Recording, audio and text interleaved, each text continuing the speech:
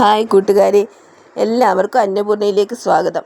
നാളെ കർത്തവാവാണല്ലോ, കർക്കിടകത്തിലെ കർത്തവാവ്. നാളെ നമ്മൾ മരിച്ചുപോയ പൂർവികർക്ക് വേണ്ടി ബലിയിടുന്ന ദിവസമാണ്. നമ്മുടെ പൂർവികരെ ഓർക്കാൻ ഒരു പ്രത്യേക ദിവസത്തിൻ്റെയും ആവശ്യമില്ല. പിതൃബലി അന്നിട്ടാൽ മോക്ഷം കിട്ടും എന്നാണ് വിശ്വാസം.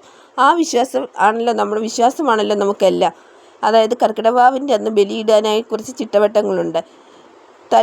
കർക്കിടവാവിൻ്റെ തലേ ദിവസം മത്സ്യമാംസാദികളൊക്കെ ഉപേക്ഷിച്ച് ഒരു നേരം മാത്രം അരിയാഹാരം കഴിച്ച് വ്രതം നോറ്റിരിക്കുക. അതായത് ഒരു നേരം മാത്രമേ അരിയാഹാരം കഴിക്കാവൂ. മറ്റുള്ള ദിവസങ്ങളിൽ നമുക്ക് റവയോ ഗോതമ്പോ അങ്ങനെ എന്തെങ്കിലും കഴിക്കാവുന്നതാണ്.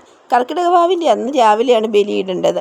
ബലിയിട്ട് കഴിഞ്ഞ് വന്നതിന് ശേഷമേ നമ്മൾ ആഹാരം കഴിക്കാറുള്ളൂ. സാധാരണയായി മൺമറഞ്ഞു പോയവരെ സ്മരിച്ച് അന്ന് ബലിയിടാം. കർക്കിടക മാസത്തിലെ കറുത്ത പക്ഷത്തിലാണ് നമ്മൾ സാധാരണയായി ബലിയിടാറുള്ളത്. പിതൃപ്രീതി വരുത്തുമ്പോൾ നമ്മുടെ പരമ്പരകൾക്ക് തന്നെ ഐശ്വര്യപ്രദമാണ്.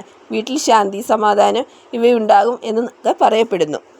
ഈ വർഷത്തെ കർത്തവാവിന് എല്ലാവർക്കും പിതൃക്കളുടെ എല്ലാം പ്രീതി ഉണ്ടാകട്ടെ എന്ന് പ്രാർത്ഥിക്കുന്നു.